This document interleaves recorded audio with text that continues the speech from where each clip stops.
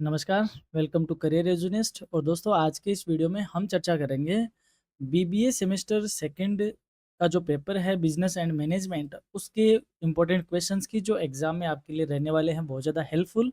और as usual अपनी ये क्लास हिंदी और इंग्लिश दोनों मीडियम में रहेगी। तो बीबीए सेमेस्टर सेकंड पीडीएसयू के जो भी बच्चे हैं उनके लिए पेपर है। साथ ही में यदि आप बीकॉम सेमेस्टर फर्स्ट के स्टूडेंट हो तो आपके लिए भी ये पेपर है। दोनों का सिलेबस कॉमन है ऑलमोस्ट 80%। चलिए बात करते हैं फर्स्ट यूनिट से। पहला क्वेश्चन है, define business and explain its objective. व्यवसाय को परिभाषित कीजिए और इसका उद्देश्य समझाइए। Business is an economic activity aimed to earn profit through the production and exchange of goods and services. व्यवसाय एक आर्थिक गतिविधि है जिसका उद्देश्य वस्तुओं और सेवाओं के उत्पादन व विनिमय के माध्यम से लाभ अर्जित करना होता है। यानी कि कोई भी ऐसी लीगल इकोनॉमिक एक्टिविटी जिससे हम अपनी जीविकोपार्जन करते हैं, यानी कि हम अपनी अर्निंग करते हैं और अपना जो टारगेट होता है क्या कमाना, प्रॉफिट कमाना। तो जब हम कोई भी ऐसी इकोनॉमिक एक्टिविटी जो प्रॉफिट के पॉइंट ऑफ व्यू से करते हैं, उसको हम क्या कहते हैं, बिजनेस कहते हैं। Its primary objective is to generate profit while satisfying customers needs. इसका मुख्य उद्देश्य है लाभ कमाना और साथ ही में ग्राहक की आवश्यकताओं को पूरा करना होता है। बढ़ते हैं नेक्स्ट क्वेश्चन की ओर। What is commerce, explain its importance. वाणिज्य क्या है और इसका महत्व क्या है, समझाइए। देखिए दोस्तों, जो हमारी इकोनॉमी है ये हमारे 3 सेक्टर में डिवाइड है। प्राइमरी सेक्टर, सेकेंडरी सेक्टर और टर्शरी सेक्टर। जो इंडस्ट्री है, जो मैन्युफैक्चरिंग होती है, वो कहाँ होती है, सेकेंडरी सेक्टर में होती है। और ये एग्रीकल्चर सेक्टर होता है प्राइमरी। यहाँ से रॉ मटेरियल सेकेंडरी में जाता है और यहाँ पे मैन्युफैक्चरिंग होती है। अब देखो, यहाँ मैन्युफैक्चरिंग होती है, इसका मतलब वो प्रोड्यूसर है। अब सामान प्रोड्यूसर से कस्टमर तक कैसे पहुँचे, यानी कि इसके बीच में एक चेन होती है। ट्रांसपोर्ट कैसे होगा, बैंकिंग क्या है, इंश्योरेंस फैसिलिटी क्या है, लोन कैसे होंगे, फाइनेंस कैसे होंगे, एडवर्टाइजमेंट, यानी कई तरीके की सर्विस और कई तरीके के काम होते हैं। तो ये जो कई तरीके के काम होते हैं जो प्रोड्यूसर से कस्टमर तक पहुंचाते हैं, यानी कि जो चीज़ों को एक जगह से दूसरी जगह ट्रांसपोर्ट करते हैं, बैंकिंग फैसिलिटी देते हैं, फाइनेंस देते हैं, इन सबको हम किस नाम से जानते हैं, इन सबको हम वाणिज्यिक यानी कमर्शियल एक्टिविटीज़ के नाम से जानते हैं, जिसे हम दूसरे शब्द में कॉमर्स भी कह सकते हैं। तो कॉमर्स या commercial activity includes all activities that help in the smooth functioning और flow of goods from producers to consumers. अर्थात वाणिज्यिक उन सभी गतिविधियों को शामिल करता है जो वस्तुओं को उत्पादकों से उपभोक्ताओं तक पहुंचाने में सहायता करती है। It is important for creating links between producers and customers and for expanding markets. यह उत्पादक और ग्राहकों के बीच संबंध बनाने में और बाजार का विस्तार करने में मददगार होते हैं। नेक्स्ट क्वेश्चन है, mention the types of industries with examples. उद्योगों के प्रकार उदाहरण सहित बताइए। अभी हमने बात करी कि industries are mainly 3 types, primary, secondary और टर्शरी। यानी प्राथमिक जिसमें एग्रीकल्चर आता है, सेकेंडरी जिसमें वस्त्र उद्योग या यूं कहे यहाँ पे निर्माणी उद्योग होते हैं जिसमें मैन्युफैक्चरिंग होती है, एंड टर्सरी जिसमें सर्विस रिलेटेड काम होते हैं। यानी कि मैंने अभी कहा प्राइमरी सेक्टर, सेकेंडरी सेक्टर और टर्सरी सेक्टर। टर्सरी सेक्टर सभी में लिंक्ड रहता है, यानी चीज़ों को यहाँ से यहाँ, वहाँ से वहाँ, अदर तरीके की सर्विसेज सारी कौन प्रोवाइड करवाता है, टर्सरी सेक्टर। जो भी प्रोडक्शन का और कंस्ट्रक्शन का काम होता है, सेकेंडरी सेक्टर। और जो एग्रीकल्चर और अलाइड एक्टिविटीज होती हैं वो सारी प्राइमरी सेक्टर में आती है। Next question, what are the features of sole proprietorship. एकल स्वामित्व की क्या विशेषताएं हैं, यानी कि जिसको हम क्या बोलते हैं, एकाकी व्यापार या एकाकी व्यवसाय। क्या है इसकी विशेषता? Sole proprietorship is a business owned and managed by a single person. एकल स्वामित्व एक ऐसा व्यवसाय है जो एक व्यक्ति के द्वारा संचालित और उसी के स्वामित्व में होता है। It features easy formation, direct control, personal liability and quick decision making. इसकी कुछ विशेषताएं हैं। इसका इजीली इसको फॉर्मेट किया जा सकता है, यानी कि इसको फॉर्म किया जा सकता है, बनाया जा सकता है। डायरेक्ट कंट्रोल होता है, उसी व्यक्ति की लाइबिलिटी होती है। पर्सनल असीमित दायित्व होती है और साथ ही में वह तुरंत जल्दी डिसीजन कर सकता है, उसको किसी से पूछने की जरूरत नहीं होती, ना कोई अदर फॉर्मेलिटीज होती है। ये इसकी क्या है, विशेषता है। वहीं अगर आप इसकी लिमिटेशन की बात करो तो लिमिटेशन में कह सकते हो आप इसका फाइनेंस लिमिटेड है। और दूसरी बात, ये उसी पर्टिकुलर व्यक्ति के साथ जुड़ा हुआ होता है। यदि वह है तो बिजनेस चलता है, अगर वह नहीं है तो बिजनेस भी बंद हो जाता है। Next, explain partnership and it's की फीचर्स। साझेदारी को समझाइए और इसकी मुख्य विशेषताएं बताएं। Partnership is a business owned by two और मोर पीपल वो शेयर प्रॉफिट्स एंड लॉसेस। यानी साझेदारी एक ऐसा व्यवसाय है जो दो या दो से अधिक व्यक्तियों द्वारा संचालित किया जाता है और जिनमें लाभ हानि क्या की जाती है, एक दूसरे में बांटी जाती है। यानी कि दो या दो से अधिक व्यक्ति लाभ हानि बांटने के उद्देश्य से या लाभ हानि बांटने के लिए तैयार रहते हैं और मिलकर एक बिजनेस को चलाते हैं, उसको हम कहते हैं partnership. Its features include shared responsibility, legal agreement and mutual trust. इसकी विशेषताएं हैं कि ये साझा उत्तरदायित्व है, यानी सभी की जिम्मेदारी होती है। कानूनी समझौता, इनके बीच में एक लीगल कॉन्ट्रैक्ट होता है और इनके बीच आपसी विश्वास होता है। यूं कहे इनमें एजेंसी रिलेशन होते हैं, म्यूचुअल ट्रस्ट जैसे इनमें होता है। नेक्स्ट क्वेश्चन है, what is joint stock company. संयुक्त पूंजी कंपनी क्या होती है। A joint stock company is a voluntary association of individuals formed under law having a separate legal identity, limited liability and transferable shares। यानी संयुक्त पूंजी उपक्रम या पूंजी कंपनी व्यक्तियों का एक स्वैच्छिक संघ होता है जो कानून के अंतर्गत गठित होता है और इसकी अपनी एक अलग कानूनी पहचान होती है, इसकी लिमिटेड लायबिलिटी होती है और इसके शेयर हस्तांतरणीय होते हैं। बात ये कर रहा है किसकी, कंपनी की बात कर रहा है। तो कंपनी क्या है, एक आर्टिफिशियल पर्सन है जो किसी पर्टिकुलर लॉ में, यानी कंपनी एक्ट 2013 में क्या होता है, ये इनेक्ट होता है और साथ ही में इसमें जो इसके रियल ओनर होते हैं वो कौन होते हैं, शेयर होल्डर्स होते हैं। इनके शेयर ट्रांसफरेबल होते हैं और लिमिटेड लायबिलिटी होती है। उनको हम क्या कहते हैं या उसको क्या कहते हैं, जॉइंट स्टॉक कंपनी कहते हैं। Next question, state two differences between industry and commerce. उद्योग और वाणिज्य के बीच दो अंतर बताइए। Industry is related to production whereas commerce deals with distribution. यानी उद्योग उत्पादन से संबंधित होता है जबकि वाणिज्य वितरण से संबंधित होता है। Industry creates goods and commerce helps in their exchange and movement. उद्योग वस्तुओं का निर्माण करता है जबकि वाणिज्य उसके विनिमय और परिवहन में क्या करता है, रोल प्ले करता है या उसमें सहायता करता है। अगला question, explain the meaning of public enterprises. यानी सार्वजनिक उद्यमों का अर्थ स्पष्ट करो। ऐसे उद्यम जिसकी जो ओनरशिप है किसके पास हो, गवर्नमेंट के पास हो, उनको हम पब्लिक एंटरप्राइज कहते हैं। Public enterprise are government owned business organisation established to serve public interest. यानी सार्वजनिक उद्यम उद्यम सरकार द्वारा संचालित व्यापारिक संस्थाएं होती है जो जनहित में कार्य करती है। They operate in sectors like transport, power and telecom. ये परिवहन, बिजली, दूरसंचार क्षेत्रों में कार्य करती है। जैसे परिवहन में आप कह सकते हो राजस्थान रोडवेज, बिजली में आप कह सकते हो जैसे बिजली का जो इलेक्ट्रिसिटी बोर्ड है वो सारे गवर्नमेंट है, हालांकि वो सेमी गवर्नमेंट होते हैं बट आप उनको भी गवर्नमेंट में कंसिडर कर सकते हो। दूरसंचार जैसे बीएसएनएल जैसी कंपनी है वो लिमिटेड कंपनियां हैं, यानी पब्लिक सेक्टर की कंपनियां हैं। तो और भी कई तरीके के एग्जाम्पल आप देख सकते हो। अगला क्वेश्चन है, व्हाट इज कोऑपरेटिव ऑर्गेनाइजेशन। सहकारी संगठन क्या है। देखो, एक होता है प्राइवेट, एक होता है पब्लिक। यानी कि जो टोटली सरकार का है वो पब्लिक, जो टोटली निजी क्षेत्र का है वो प्राइवेट। और इन दोनों का जो मिक्स हो जाएगा तो ये हो जाएगा मिक्स्ड।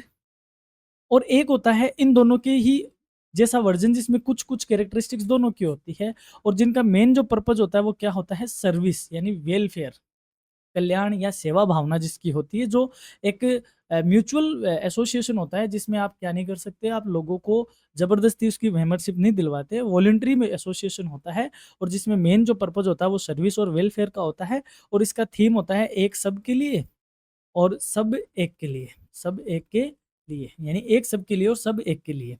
वो होता है कोऑपरेटिव या सहकारी संगठन।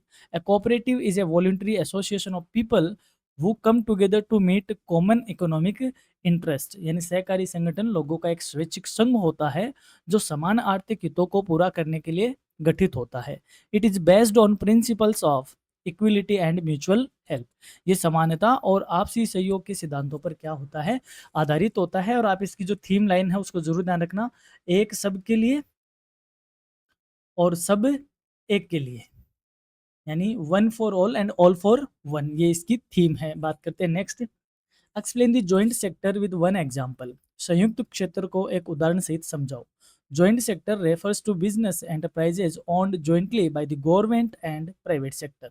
संयुक्त क्षेत्र एक ऐसे व्यावसायिक उद्यम होते हैं जिनमें सरकार और निजी क्षेत्र दोनों की क्या होती है, भागीदारी होती है। यानी कि जब सरकार किसी प्राइवेट बिजनेस के साथ पार्टनरशिप कर ले या उसमें हिस्सेदारी बढ़ा ले तो इसको हम क्या बोलेंगे, जॉइंट सेक्टर कहेंगे, जिसमें दोनों होते हैं, पब्लिक और प्राइवेट।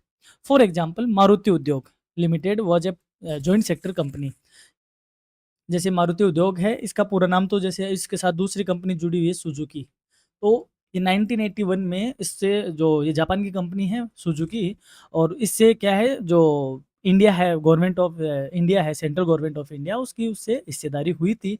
और अब ये किसका था, जॉइंट सेक्टर का था। हालांकि अब इसमें सुजुकी की ज़्यादा हिस्सेदारी है, बट ये एक जॉइंट सेक्टर का क्या है, एग्जाम्पल है।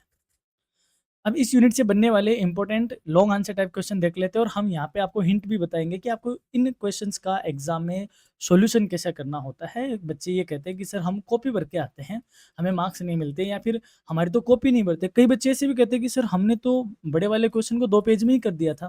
फिर 2 पेज में आप कैसे आंसर कर सकते हो? एक बार आप क्वेश्चन को तो पढ़ो। क्वेश्चन आपका 20 मार्क्स का होता है, और क्वेश्चन के जो सेगमेंट होते हैं आप एक बार उनको जरूर स्टडी करो।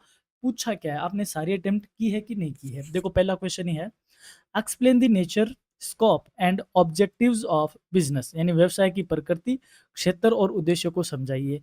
ये क्वेश्चन आपको इस तरीके से देखने को मिलेगा, 7+7+6, जैसे आपको इस तरीके से देखने को मिला, और ये इसकी मार्किंग है, और ये कितने का हो गया, 20। इसका मतलब जो 7 है वो किसके हैं, नेचर के, जो 7 है वो स्कोप के, और जो ऑब्जेक्टिव है वो किसके हैं, 6 किसके, ऑब्जेक्टिव के। तो आपने नेचर बताई, स्कोप बताई, ऑब्जेक्टिव बताया नहीं, इसका मतलब आपने अटेम्प्ट कितने का किया है, 14 मार्क्स का किया है। इसलिए आपको क्वेश्चन का हिंट देते हैं यहाँ पे, आंसर आपको किस तरीके से करना है इसी क्वेश्चन को। पहले आपको बिजनेस को डिफाइन करना है, फिर आपको बिजनेस की कैरेक्टरिस्टिक्स। अब देखो आपसे पूछी क्या, सीधी कैरेक्टरिस्टिक्स, बच्चे सीधे कैरेक्टरिस्टिक बताने लगते हैं, बट होता क्या है, आपको शुरुआत में एक डेफिनेशन भी बतानी चाहिए कि हम जो बात कर रहे हैं बिजनेस रिलेटेड है, तो ये बिजनेस होता है, ये इसकी कैरेक्टरिस्टिक्स है। फिर आपको उसको स्कोप के पॉइंट बताने हैं, यानी उसके क्षेत्र के पॉइंट बताने हैं, विशेषताएं बतानी है, और लास्ट में आपको ऑब्जेक्टिव यानी उसके उद्देश्य बताने हैं। इस तरीके से आपको इस क्वेश्चन को सोल्व करना है।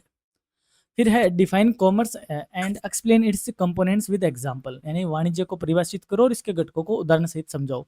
तो सबसे पहले आपको वाणिज्य को परिभाषा देनी है। तो मेन कंपोनेंट्स इसके ट्रेड और एक्सिलरीज, जो टू ट्रेड यानी कि जो व्यापार और व्यापार की सहायक क्रियाएं हैं वो आपको दोनों बतानी पड़ेगी। फिर आपको एक्सिलरीज को आपको एक्सप्लेन करना होगा, जिसमें transport, warehouse, banking, insurance, जो कुछ भी है वो सारी आपको इसमें बतानी होगी। और फिर आपको कोई इसमें जो रिलेवेंट एग्जाम्पल है वो आपको लास्ट में देने होंगे। इस तरीके से आप इस क्वेश्चन को अटेम्प्ट करोगे। नेक्स्ट है, what are the different types of industries, explain each with suitable examples. उद्योगों के विभिन्न प्रकार कौन कौन से हैं, प्रत्येक को उपयुक्त उदाहरण सहित स्पष्ट कीजिए। आपको इसमें इंडस्ट्री को डिफाइन करना होगा पहले, फिर आपको इसके टाइप्स जैसे प्राइमरी है, सेकेंडरी है और टर्शरी है, प्राथमिक, द्वितीयक, तृतीयक तीनों बताने होंगे। और उसके बाद आपको क्लियरली आपको एग्जाम्पल इसमें देने होंगे, सबको आपको विस्तार से बताना होगा, प्राइमरी क्या है, सेकेंडरी क्या है और टर्शरी क्या है, और उनके आपको एग्जाम्पल भी इसमें देने होंगे। नेक्स्ट क्वेश्चन है, compare the features, merits and demerits of sole proprietorship and partnership.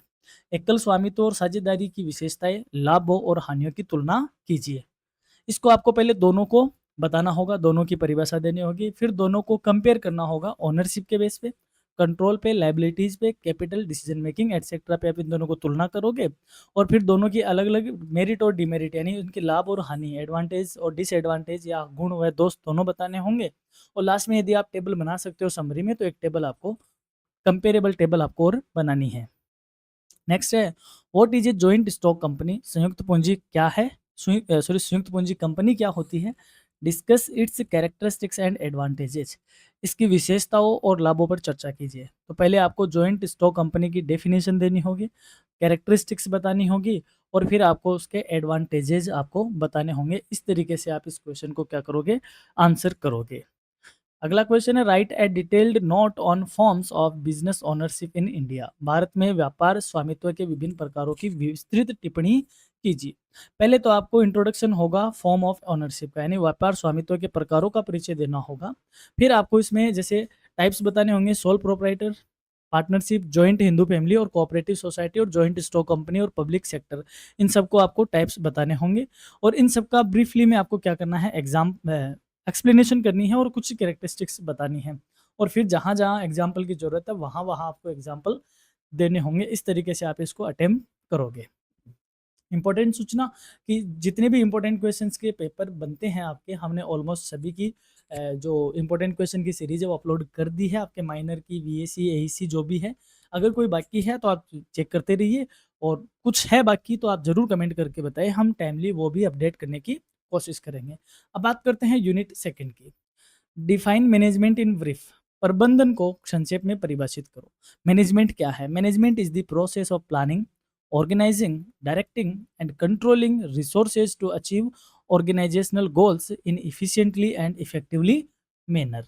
यानी प्रबंधन एक ऐसी प्रक्रिया है जिसके द्वारा संसाधनों की नियोजन करना यानी योजना बनाना, संगठन करना, निर्देशन करना और नियंत्रण करके संगठनात्मक जो लक्ष्य हैं उनको प्रभावी और कुशलता ढंग से क्या करना, प्राप्त करना। यानी जो हमारे गोल्स हैं, इन गोल्स को अचीव करने के लिए प्लानिंग, ऑर्गेनाइजिंग, डायरेक्टिंग और कंट्रोलिंग जैसी प्रक्रिया को करना, और इन गोल्स को बड़ी ही कुशलता ढंग से, कुशलतापूर्वक क्या करना, प्राप्त करना ही क्या है, मैनेजमेंट कहा जाता है। What are the main functions of management? प्रबंधन के मुख्य कार्य क्या कौन-कौन से हैं? The main functions of management include planning, organising, staffing, directing and controlling. Main कार्यों में योजना बनाना, संगठन करना, स्टाफिंग करना, निर्देशन और नियंत्रण शामिल है। These functions are interrelated and continuous. ये सारे ही फंक्शन एक दूसरे से परस्पर संबंधित है और ये कंटिन्यू चलने वाले काम है। अगला क्वेश्चन है, mention any two functional areas of management. प्रबंधन के दो कार्यात्मक क्षेत्र बताइए। पहला मार्केटिंग मैनेजमेंट एंड अपन कह सकते हैं फाइनेंशियल मैनेजमेंट। इसमें फंक्शनल मैनेजमेंट भी, यानी फंक्शनल एरिया तो ये है ही है, जैसे मार्केटिंग करना, फाइनेंस का मैनेजमेंट करना, ये इसके फंक्शनल मैनेजमेंट के पार्ट है। बात करते हैं अगला क्वेश्चन की, व्हाट इज प्लानिंग? नियोजन क्या है? Planning is the process of setting goals and deciding the best course of action to achieve them. यानी नियोजन वह प्रक्रिया है जिसमें हम लक्ष्य निर्धारित किए जाते हैं और उन्हें प्राप्त करने के लिए सर्वश्रेष्ठ एक्टिविटी या कार्यविधि चुनी जाती है। It is the first and the most important function of the management. यह प्रबंधन का प्रथम और सबसे महत्वपूर्ण कार्य है। यानी कि हम जब प्लानिंग करते हैं तो प्लानिंग में हम अपने गोल सेट भी करते हैं और उन गोल को अचीव करने के लिए क्या हम काम करेंगे वो भी डिसाइड करते हैं। जब हमारी प्लानिंग ही प्रॉपर हो गई तो बाकी के सारे काम ईज़ी हो जाते हैं, फैसिलिटेट हो जाते हैं। इसलिए कहा जाता है कि प्लानिंग मैनेजमेंट का पहला काम है और ये सबसे इम्पोर्टेंट काम भी है। यदि ये गड़बड़ हो गया तो आगे के सारे काम अपने आप ही क्या हो जाएँगे, गड़बड़ हो जाएँगे, क्योंकि वो एज़ पर प्लानिंग ही हम करने वाले होते हैं। अगला क्वेश्चन है, right any two feature of planning. Planning की यानी नियोजन की कोई दो विशेषताएं लिखिए। प्लानिंग इज गोल ओरिएंटेड, यानी ये उद्देश्यपूर्वक या उद्देश्य उन्मुख होती है। Planning involves decision making. नियोजन निर्णय लेने की प्रक्रिया है। यानी कि हम, जैसे हमारे पास ऑप्शन होते हैं, इन ऑप्शन में से हम किसी एक को सिलेक्ट करते हैं, फिर आगे हमारे पास और ऑप्शन होते हैं, तो हम डिसीजन पैरेलली लेके चलते हैं। तो प्लानिंग और डिसीजन मेकिंग ये दोनों पैरेलल चलने वाली प्रोसेस होती है। नेक्स्ट क्वेश्चन है, what do you mean by effective planning? प्रभावी नियोजन से आप क्या समझते हो? Effective planning means making realistic, flexible and goal oriented plans that consider all available resources and future uncertainties. यानी प्रभावी नियोजन से तात्पर्य ऐसी योजनाओं से जो वास्तविक हो, लचीली हो और लक्ष्य आधारित हो, तथा संसाधनों और भविष्य की जो अनिश्चितताएं हैं उनको ध्यान में रखते हुए बनाई जाती हो। यानी कि प्लानिंग हमेशा किसके लिए की जाती है? फ्यूचर के लिए की जाती है। तो फ्यूचर तो वैसे भी अनसर्टेन है, तो हम अगर प्रॉपर ढंग से एनालिसिस करके हमारी प्लानिंग करेंगे तो ये जो हमारी फ्यूचर की अनसर्टेनिटीज यानी जो अनिश्चितताएं हैं वह क्या हो जाएगी, मिनिमाइज हो जाएगी, और हम हमारे लक्ष्यों को यानी जो हमारे गोल्स हैं उनको बड़े ही एफिशिएंट ढंग से प्राप्त कर सकेंगे। इसी के लिए जो प्लानिंग की जाती है उसको हम कौन सी प्लानिंग कहते हैं? इफेक्टिव प्लानिंग कहते हैं। What is the classical approach of management? यानी प्रबंधन का प्रतिष्ठित दृष्टिकोण क्या कहता है? यानी कि जो क्लासिकल अप्रोच है, जो पुरानी अवधारणा है, वो क्या कहता है? The classical approach focuses on structure, efficiency and formal organisation. प्रतिष्ठित दृष्टिकोण संगठन की संरचना, कार्यक्षमता और औपचारिक व्यवस्था पर ध्यान केंद्रित करता है। It includes scientific management and administrative theories. इसमें वैज्ञानिक प्रबंधन और प्रशासनिक सिद्धांत शामिल होते हैं। अगला क्वेश्चन है what is meant bye contingency approach in management, यानी प्रबंधन में परिस्थितिजन्य दृष्टिकोण से आप क्या समझते हैं। देखो, परिस्थितिजन्य जो दृष्टिकोण यानी जो कंटिंजेंसी अप्रोच है वो ये कहती हैं कि जैसी सिचुएशन होगी उसी तरीके से मैनेजमेंट करना होगा। तो हम ये नहीं कह सकते कि पर्टिकुलर ये वाला मैनेजमेंट सब जगह अप्लाई होगा। ये थ्योरी ये कहती है कि जिस तरीके की सिचुएशन क्रिएट होगी उसी के तरीके से मैनेजमेंट किया जा सकता है। तो contingency approach suggest that management practices should very based on the situation, यानी परिस्थितिजन्य दृष्टिकोण ये बताता है कि प्रबंधन की जो विधियां है स्थिति के अनुसार भिन्न होनी चाहिए। There is no one best way to manage, यानी प्रबंधन का कोई एक सर्वोत्तम तरीका नहीं है। जब जब जैसी जैसी परिस्थितियां पैदा होती है उसके अकॉर्डिंग मैनेजमेंट को चेंज होना भी पड़ेगा और मैनेजमेंट की प्रैक्टिस उन परिस्थिति के अकॉर्डिंग ही सेट होनी चाहिए। अगला है right to principles of management given by Henry Fayol.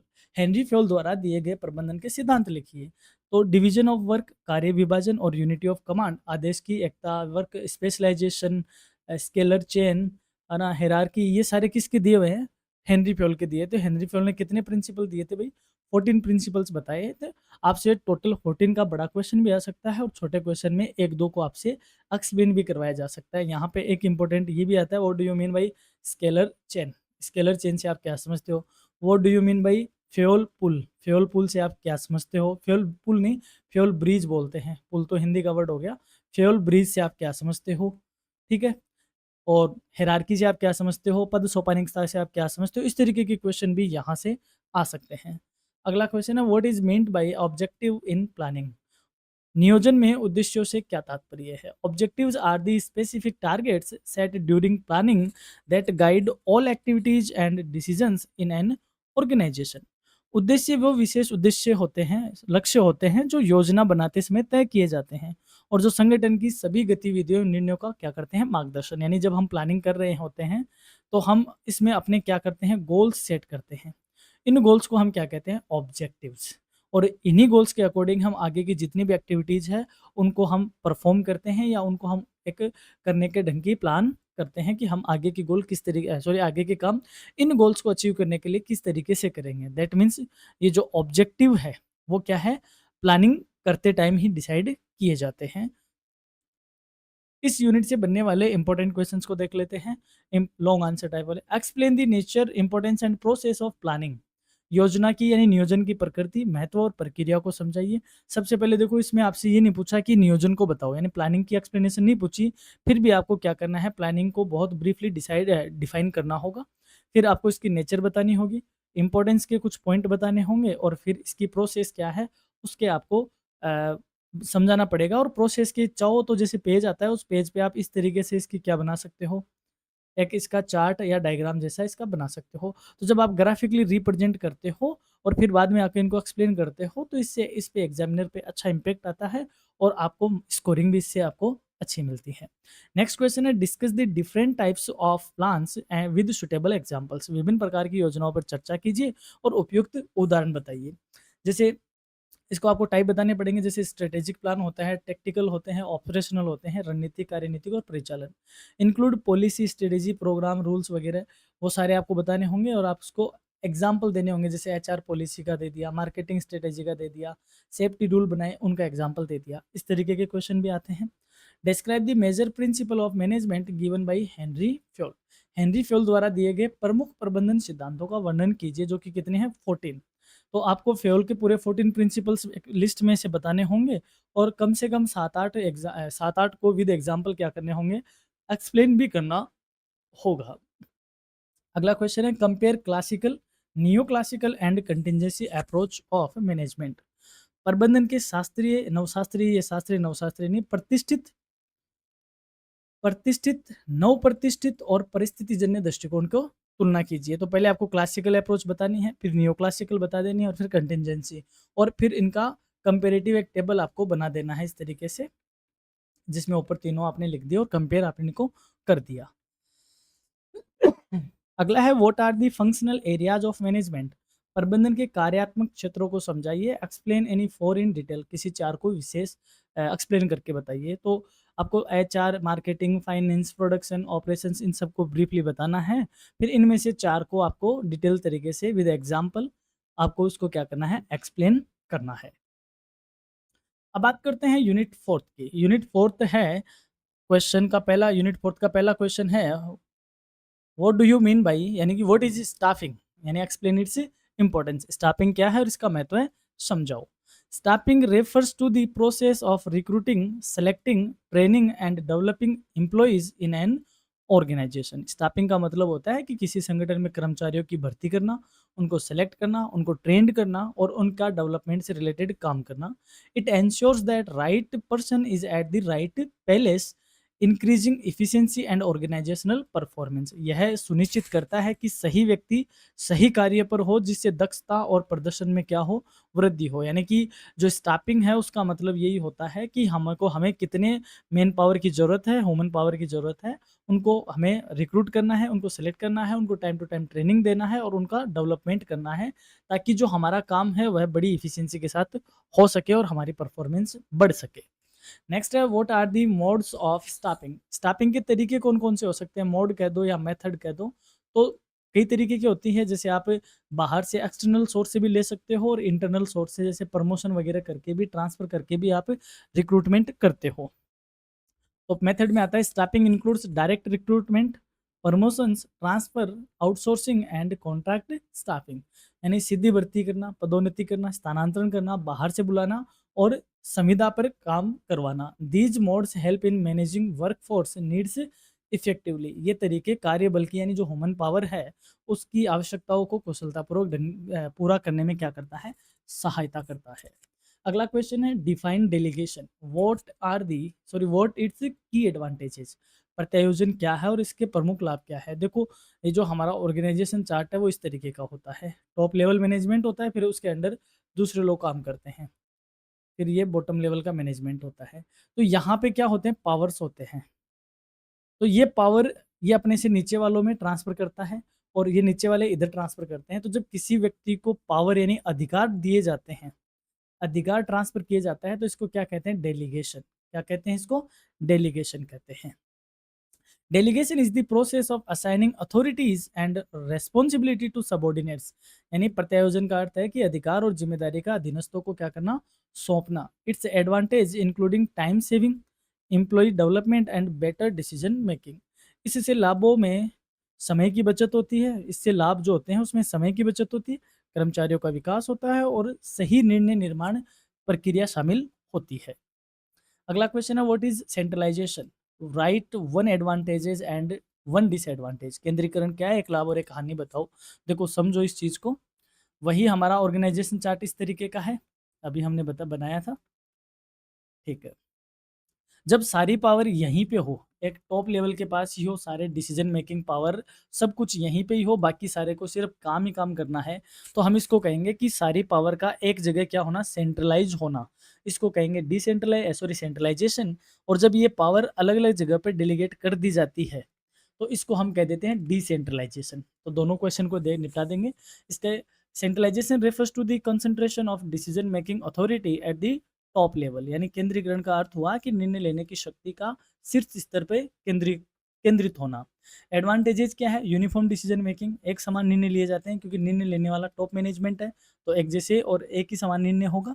Disadvantage क्या है, डिले इन डिसीजन, निर्णयों में देरी हो जाती है क्योंकि इस लेवल पे कोई है, यहाँ पे कोई डिसीजन होना है, तो डिसीजन कौन लेगा, टॉप लेवल। तो यहाँ की बातें यहाँ तक पहुँचने में टाइम लगता है और वहाँ से वापस यहाँ तक आने में भी टाइम लग जाता है, तो डिसीजन लेने में टाइम लग सकता है।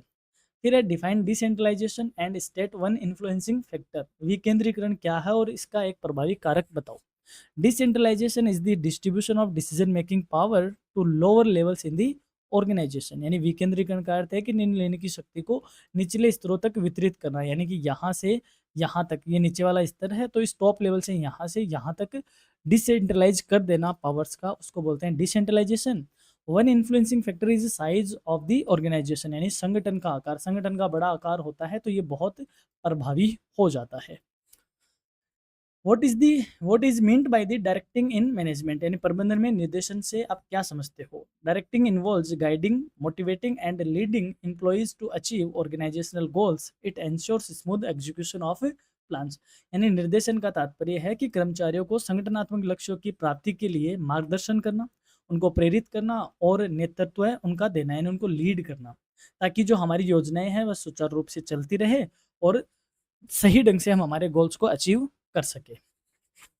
अगला है define coordination and state its significance. समन्वय क्या है और इसके महत्व बताओ। Coordination is the process of integrating activities and efforts to different departments of different departments for smooth functioning. यानी समन्वय विभिन्न विभागों की गतिविधियों और प्रयासों को एकीकृत करने की क्या है, प्रोसेस है।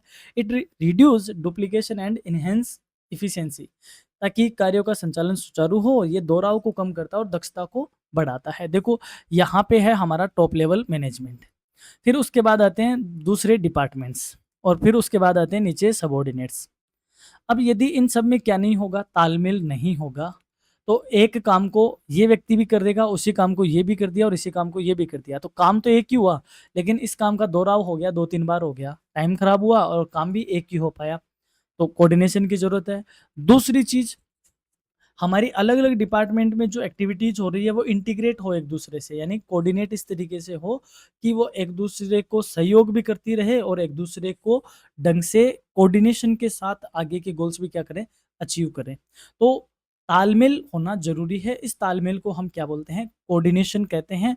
तो जो कुंज ओडोनेल है, कुंज ओडोनेल कहते हैं कि coordination is the essence of management, यानी समन्वय प्रबंधन का सार है। ये किसी कौन बोलता है, कुंज ओडोनेल बोलते हैं। तो आपके लिए ये इंपॉर्टेंट कोटेशन है, स्टेटमेंट है जो आ सकता है कि समन्वय प्रबंधन का सार है। ये किसने कहा था, तो ये कहा था कुंज ओडोनेल ने, जो यही बात कहते हैं कि समन्वय विभिन्न विभागों की गतिविधियों में होना चाहिए, उनको एक जगह लाने की एक प्रक्रिया है, ताकि हमारा एग्जीक्यूशन या हमारा काम सही ढंग से होता रहे, ताकि काम का दोहराव ना हो और काम की इफिशिएंसी बढ़े। अगला है what are the main characteristics of controlling. नियंत्रण की मुख्य विशेषताएं क्या है। Characteristics include goal oriented nature, यानी ये उद्देश्यपरक होता है, यानी लक्ष्य पर केंद्रित होता है। कंटिन्यूस प्रोसेस है, निरंतर चलने रहने वाली प्रक्रिया है। Being both backward and forward looking, अतीत और भविष्य दोनों की ओर देखता है। देखो कंट्रोलिंग को आपको समझना होगा, कंट्रोलिंग क्या होती है। हम कोई काम करते हैं, उसका पहले क्या करते हैं, प्लान तैयार करते हैं, फिर हम उस काम को क्या करते हैं, एक्चुअली एक्चुअली हम उसको परफॉर्म करते हैं। हमने एक्चुअली यहाँ पे परफॉर्म किया, यहाँ हमारा प्लान था। तो जब हम एक्चुअल उस काम को पूरा करते हैं, तो हम अपने काम की प्लान से क्या करते हैं, कंपैरिजन करते हैं। कंपैरिजन करते हैं, तो काम की कंपैरिजन करना, यानी एक्चुअल परफॉर्मेंस को प्लान से कंपेयर करना, क्या कहा जाता है, कंट्रोलिंग।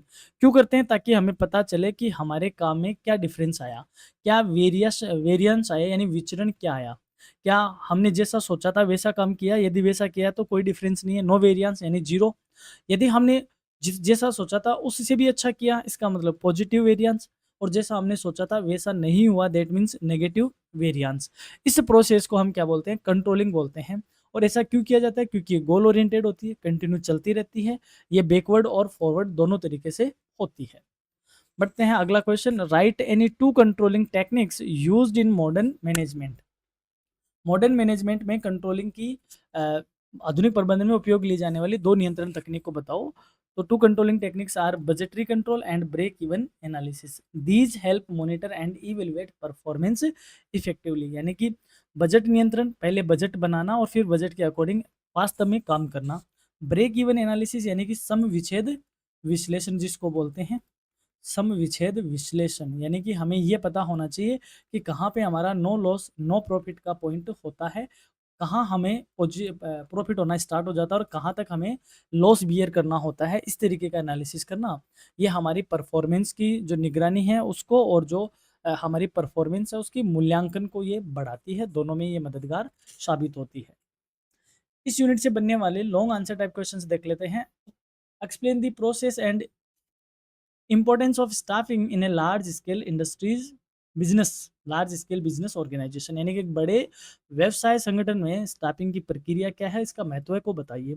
इसमें पहले आपको स्टाफिंग को डिफाइन करना होगा, फिर उसको इंपॉर्टेंस बताने होंगे और फिर उसकी प्रोसेस बतानी होगी। जब आप प्रोसेस बताओ तो मैं वही बता रहा हूँ कि आप चार्ट की तरह से या कोई आप फॉर्मेट इस तरीके का यूज में ले सकते हो, जैसे आपने प्रोसेस के नाम पे बताया तो आप इस तरीके से ऐसे डॉट डॉट करके, और आगे इनको क्या कर सकते हो, एक्सप्लेन कर सकते हो। यानी कहने का मतलब थोड़ा सा आपको इसको ग्राफिकली रिप्रेजेंट करना होगा ताकि आप अच्छे से स्कोर कर सको। अगला क्वेश्चन है, discuss the advantages and barriers of delegation. प्रत्यायोजन के लाभ और बाधाओं पर चर्चा कीजिए। How can delegation be made effective, और इसे प्रभावी कैसे बनाया जा सकता है। तो पहले तो आपको डेलीगेशन समझाना होगा। यहाँ पे देखो कहीं नहीं पूछा गया था, आप डायरेक्ट एडवांटेजेस नहीं बता के एक अच्छे से आप इसको आंसर करना। पहले आपको डेलीगेशन को डिफाइन करना होगा, फिर इसको आपके एडवांटेजेस बताने होंगे, इसके बैरियर बताने होंगे, और way to make its effective, वो तरीका बताना होगा जिससे आप इसको क्या कर सकते हो, इफेक्टिव बना सकते हो। अगला क्वेश्चन है, differentiate between centralisation and decentralisation. ये इंपॉर्टेंट क्वेश्चन है। State their advantages and disadvantages, यानी केंद्रीकरण और विकेंद्रीकरण में अंतर बताओ और इसके लाभ और हानि बताओ। डिफाइन बोथ टर्म्स, दोनों टर्म्स आपको समझाने हैं, दोनों में डिफरेंस बताने हैं, दोनों के एडवांटेजेस बताने हैं, और पहले सेंट्रलाइजेशन के फिर डिसेंट्रलाइजेशन के, और दोनों के आपको क्या बता देने हैं, डिसएडवांटेज बताने हैं। अगला क्वेश्चन है, व्हाट इज कोऑर्डिनेशन, समन्वय क्या है। Explain it's characteristics and importance in management, इसकी विशेषताएं और प्रबंधन में इसके महत्व को समझाओ। पहले आपको कोऑर्डिनेशन को डिफाइन करना है, फिर एक कैरेक्टरिस्टिक्स बतानी है, और फिर आपको इसका इंपॉर्टेंस बताना है। अब देखो इस तरीके के क्वेश्चन में मार्किंग जरूर देखो, यदि ये मार्किंग इस तरीके से आई है ऐसे, तो आपको जो कोऑर्डिनेशन की डेफिनेशन वो 5 मार्क्स की है, तो आपको सिर्फ 2 लाइनें ही नहीं डिफाइन करनी है, आपको कम से कम इसको 70 टू 100 वर्ड्स तक तो आपको इसको डिफाइन करना ही चाहिए उस टाइम पे, ताकि आपको अच्छे से मार्क्स प्राप्त हो। अगला क्वेश्चन है, discuss the process of control and pre requisites on off an effective control system, यानी नियंत्रण की प्रक्रिया और प्रभावी नियंत्रण प्रणाली की पूर्व आवश्यकताएं क्या है उनको बताओ। तो आपको कंट्रोल को डिफाइन करना होगा, प्रोसेस बतानी होंगी, और वो जो आवश्यकताएं हैं उनको आपको प्रॉपर ढंग से विद डायग्राम बता सको तो बहुत ही अच्छी बात रहेगी। अब बात करते हैं लास्ट और फोर्थ यूनिट की। पहला क्वेश्चन है इसमें, what is the meaning of direction in management, प्रबंधन में निर्देशन का क्या अर्थ है। Direction in management refers to the process of instructing, guiding, supervising and influencing employees to achieve organisational goals, यानी कि प्रबंधन में जो निर्देशन है उसका अर्थ होता है कर्मचारियों को निर्देश देना, उनको मार्गदर्शन देना, उनका पर्यवेक्षण करना और उनको प्रभावित करना, ताकि वो जो हमारे संगठन के लक्ष्य हैं उनको प्राप्त किया जा सके। It ensures coordinated efforts and proper execution of plan, ये योजनाओं के उचित क्रियान्वयन को क्या करता है, सुनिश्चित करता है। अगला क्वेश्चन है, state two important principles of direction, निर्देशन के 2 प्रमुख सिद्धांत बताइए। Unity of command, direction direct supervision, आदेश की एकता और प्रत्यक्ष सुपर पर्यवेक्षण, यानी कि जो हेनरी फ्योल के वो नियम है, प्रिंसिपल, आप उनको यहाँ पे एक्सप्लेन कर सकते हो क्योंकि वो सारे मैनेजमेंट के ही प्रिंसिपल है। What are the main functions of leadership, नेतृत्व का मुख्य कार्य क्या है। Leadership functions include guiding team members, motivating them, resolving conflicts, setting goals and facilitating communication within the organization। यानी कि जो नेतृत्व है, जो नेता है, उसका काम है टीम के सदस्यों को मार्गदर्शन करना, उन्हें प्रेरित करना, उनके आपस के जो विवाद है उनको सुलझाना और लक्ष्य निर्धारित करना, और संगठन के भीतर कम्युनिकेशन या संचार को सुगम बनाना, ताकि हमारे जो प्री डिसाइडेड गोल्स है उनकी ओर हम एक डायरेक्शन में क्या कर सके, काम कर सके। अगला क्वेश्चन है, डिफाइन लीडरशिप स्टाइल्स, नेतृत्व शैली को परिभाषित कीजिए। इंपॉर्टेंट क्वेश्चन लगा लो, यहाँ से लॉन्ग आंसर टाइप क्वेश्चन जरूर आपके एग्जाम में पूछा जा सकता है, ये एक अच्छा क्वेश्चन बनता है। Leadership style refers to the way a leader interacts with the team members, यानी नेतृत्व शैली उस तरीके को दर्शाती है जिसमें एक नेता अपनी टीम सदस्यों के साथ बातचीत करता है। Common styles include autocratic, democratic and laissez faire leadership, यानी कि सामान्य शैलियों में हम कहें तो अधिनायकवादी, यानी जिसको हम निरंकुश नेता भी कहते हैं, लोकतांत्रिक हो गया, और उदार नेतृत्व है, यानी कि यहाँ से लेजिस्फेयर का मतलब होता है स्वतंत्र, स्वतंत्र नेतृत्व शैली, यानी जिसका रोक टोक कम करता है, इस तरीके के नेता की शैली। What is the motivation in management, प्रबंधन में प्रेरणा क्या है या अभिप्रेरणा क्या है या अभिप्रेरण क्या है। Motivation is management motivation in management is the process of encouraging employees to work effectively by fulfilling their needs and increase their interest in work, यानी प्रबंधन में प्रेरणा वह प्रक्रिया है जिसमें कर्मचारियों की आवश्यकताओं को पूरा करके उनके कार्य में रुचि बढ़ाकर उन्हें प्रभावी ढंग से काम करने के लिए क्या किया जाए, प्रेरित किया जाए। यानी कि आप कहीं काम कर रहे हो तो आपकी जो आवश्यकताएँ हैं वह पूरी हो, यानी जो आपकी नीड है, नीड क्या हो सकती है? आपकी फाइनेंस की नीड, आपको ऑर्गेनाइज़ेशन में आपको रेपुटेशन की नीड, ये सारी बातें आपकी कंप्लीट करके आपको यहाँ पे अच्छे से मोटिवेट किए ताकि आप आपके वर्क में क्या दें इसको रुचि दिखा सको, यानी आप अपने काम को तन मन धन से करने के लिए क्या हो, तैयार हो जाओ। इसी को हम क्या कहते हैं? मोटिवेशन कहते हैं। अगला क्वेश्चन है, name the 4 theories of motivation. प्रेरणा की 4 प्रमुख सिद्धांतों को बताइए, यानी जो अभिप्रेरण है उसके सिद्धांतों को बताइए। मोस्ट इंपोर्टेंट इनमें से कोई एक थ्योरी का बड़ा क्वेश्चन आपको देखने को मिलेगा। तो पहला है मेस्लोज नीड हायरार्की थ्योरी, यानी मेस्लो की जो आवश्यकता पदानुक्रम सिद्धांत है वो। हर्ट्जबर्ग्स टू फैक्टर थ्योरी, यानी हर्ट्जबर्ग का द्विघटक सिद्धांत। McGregor's theory X and Y, McGregor का एक्स और वाई सिद्धांत। विक्टर वूम्स एक्सपेक्टेंसी थ्योरी, यानी विक्टर वूम की अपेक्षा का सिद्धांत। ये अभिप्रेरणा की सिद्धांत है, आपको इनको डिटेल में तैयार करना चाहिए। What are human needs according to Maslow, यानी मास्लो के अनुसार मानवीय आवश्यकताएं क्या क्या है। मास्लो ने अभिप्रेरणा का सिद्धांत दिया था, नीड्स हायरार्की थ्योरी दी थी। इन्होंने कहा Maslow classified human needs into 5 levels, 5 level ऐसे बताए मास्लो ने, ठीक है, इस तरीके से। पहली है psychological, safety, social, esteem and self actualisation. Maslow ने जो आवश्यकता की 5 स्तर बताए थे उनमें भौतिक सुख सुविधाएं, सुरक्षा, सामाजिक सम्मान और आत्म साक्षात्कार या आत्म सम्मान की नीड्स इसने बताई थी। These needs motivate human behaviour in the A hierarchical order. ये आवश्यकताएं मानव व्यवहार को एक क्रम में प्रेरित करती है, यानी कि पहले ये आवश्यकताएं पूरी होती है, उसके बाद दूसरे नंबर की, फिर तीसरे नंबर की, फिर चौथे की और फिर पांचवे की। ऐसे नहीं कि सबसे पहले उसको पांचवी की नीड हो, सबसे पहले उनको जो प्राइमरी उसकी नीड है उनकी उसे जरूरत रहेगी। ऐसा मेस्लो ने उसको एक सिद्धांत में बताया है।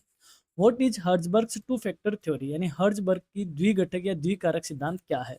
Herzberg's theory divided factors into hygiene factors and motivators, यानी 2 फैक्टर बताए, एक hygiene factor which prevent dissatisfaction और motivators which encourage satisfaction and performance. Herzberg का जो सिद्धांत है वो 2 कारकों में बटा हुआ है, एक हाइजीन कारक यानी स्वच्छता कारक और एक प्रेरक कारक। स्वच्छता कारक जो असंतोष को रोकते हैं और प्रेरक कारक जो संतोष और प्रदर्शन को बढ़ावा देते हैं।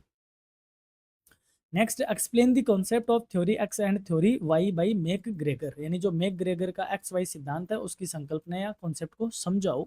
Theory X assumes employees dislike work and need control, यानी जो सिद्धांत एक्स है वो मानता है कि कर्मचारी कार्य को नापसंद करते हैं और उन्हें नियंत्रण की और मोटिवेशन की जरूरत है। उन्हें नियंत्रण की बजाय यहाँ पे लिखो उन्हें किसकी जरूरत है, मोटिवेशन की नीड है, नीड मोटिवेशन, ठीक है। While theory Y assumes employees enjoy work and can be self-motivated and responsible, जबकि सिद्धांत Y मानता है कि कर्मचारी कार्य का आनंद लेते हैं और आत्म प्रेरित यानी सेल्फ मोटिवेटेड होकर जिम्मेदारी से काम करते हैं। तो जो अक्स तरीके की एम्प्लॉई है उन्हीं को किसकी जरूरत होती है, मोटिवेशन की जरूरत होती है, एज मेक ग्रेकर, यानी जो एक्स वाई थ्योरी है वो ये बताती है। अगला क्वेश्चन है, what is Vroom's expectancy theory of motivation, यानी व्रूम का अपेक्षा सिद्धांत क्या है। Vroom's theory suggest that motivations depends on the expectations that effort will be lead to performance and performance will lead to desired reward. यानी Vroom का जो अपेक्षा सिद्धांत वो कहता है कि अभिप्रेरण इस बात पर निर्भर करता है कि व्यक्ति को यह आशा हो कि प्रयास से प्रदर्शन होगा और प्रदर्शन से वांछित पुरस्कार मिलेगा। यानी कि यदि आप एफर्ट्स करोगे तो आपकी परफॉर्मेंस होगी और जब आप परफॉर्म करोगे तो आपको आपका डिजायर्ड जो पुरस्कार है, जो आपकी डिजायर्ड है, जो आपकी इच्छाएं हैं, वह आपको एज ए रिवॉर्ड मिलेगी। ऐसा कौन मानता है, विक्टर व्रूम मानते हैं। डिफाइन मैनेजरियल कंट्रोल, प्रबंध के नियंत्रण को परिभाषित को करो। अभी हमने बताया कि हम पहले प्लान बनाते हैं फिर एक्चुअल काम करते हैं, एक्चुअल की प्लान से कंपैरिजन करते हैं, that is control. Managerial control is the process of ensuring that actual performance conforms to planned performance and taking corrective action if needed. प्रबंध की नियंत्रण वह प्रक्रिया है जिसमें यह सुनिश्चित किया जाता है कि वास्तविक प्रदर्शन नियोजित प्रदर्शन के अनुरूप हो और आवश्यकता होने पर सुधारात्मक कार्यवाही की जा सके। यानी आवश्यकता कब होगी, या तो ये 0 होगा या ये पॉजिटिव होगा और या क्या होगा, नेगेटिव होगा। तो जब नेगेटिव होगा तो हमें करेक्टिव एक्शन लेना होगा, पॉजिटिव है तो हमें प्लान में और एक्चुअल में दोनों में ग्रोथ करनी होगी, और जीरो है तो भी हमें दोनों में क्या करनी होगी, ग्रोथ करनी होगी। अब बात करते हैं यहाँ से बनने वाले लॉन्ग आंसर टाइप क्वेश्चंस की। पहला क्वेश्चन है, mention to techniques of managerial control. प्रबंधकीय नियंत्रण की दो तकनीकों का उल्लेख करो, बजटरी कंट्रोल और स्टेटिस्टिकल कंट्रोल, जिसमें हम बजटरी में कंट्रोल कॉस्ट के थ्रू करते हैं और प्लान बजट के अकॉर्डिंग करते हैं, और using data and chart to analyse performance, यानी बजट नियंत्रण विधियाँ और सांख्यिकीय नियंत्रण विधियाँ दोनों ही तरीके के को आपको एक्सप्लेन करना होगा। Explain the meaning and importance of direction in management. प्रबंधन में निर्देशन का अर्थ और महत्व को स्पष्ट कीजिए। पहले आपको डायरेक्शन का मीनिंग बताना होगा, फिर एलिमेंट्स ऑफ डायरेक्शन यानी निर्देशन के तत्व बताने होंगे, इंपॉर्टेंस को आपको डिफाइन करना होगा डिटेल में। इस तरीके से आपको इसका आंसर करना होगा। Describe the various functions and styles of leadership with example. नेतृत्व की विभिन्न कार्यों और शैलियों का उदाहरण सहित समझाओ। हो सकता है आपको इस तरीके का क्वेश्चन नाम दिखे, आपको पर्टिकुलर एक शैली का यानी एक स्टाइल से आपसे पूछा जा सके, और यदि इस तरीके का मिलेगा तो आपको ब्रीफ में ही एक्सप्लेन करना होगा।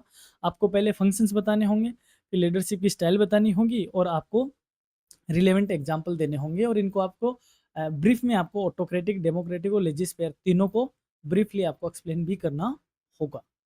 अगला क्वेश्चन है, व्हाट इज मोटिवेशन? अभिप्रेरणा क्या है? Explain Maslow's and Herzberg's theory of motivation. Maslow और हर्जबर्ग की अभिप्रेरण सिद्धांतों की व्याख्या कीजिए।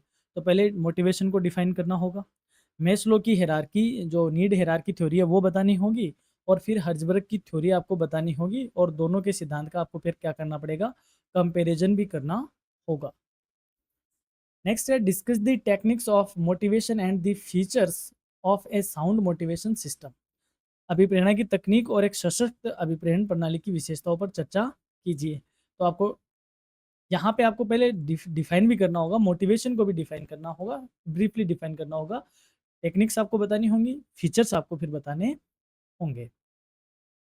फिर डिफाइन मैनेजरियल कंट्रोल। प्रबंध के नियंत्रण की परिभाषा दीजिए। Explain the nature and process of control. नियंत्रण की प्रकृति और प्रक्रिया की व्याख्या कीजिए। इसमें आपको कंट्रोल को डिफाइन होगा, उसकी आपको प्रकृति यानी नेचर बताने होंगे, फिर आपको वो प्रोसेस बतानी होंगी जिससे हम कंट्रोल करते हैं, या कंट्रोल करने की जो प्रोसेस है वो आपको यहाँ डिस्कस करनी होगी। अगला क्वेश्चन है, right A detailed note on techniques of managerial control with suitable example. यानी इस तरीके से भी ये क्वेश्चन पूछा जा सकता है कि प्रबंधकीय नियंत्रण की तकनीकों पर उपयुक्त उदाहरणों सहित व्याख्या करो या विस्तृत टिप्पणी करो। तो वो budgetary control, standard costing, statical control, break even analysis, management information system, इन सारी टेक्निक्स को आपको ब्रीफ में क्या करना होगा, एक्सप्लेन करना होगा। अब जो बीबीए के बाकी अदर पेपर्स है, चाहे वो सेमेस्टर सेकंड हो, सेमेस्टर फोर्थ हो, सारे पेपर्स लोड हो रहे हैं, तो आप चैनल के साथ बने रहिए।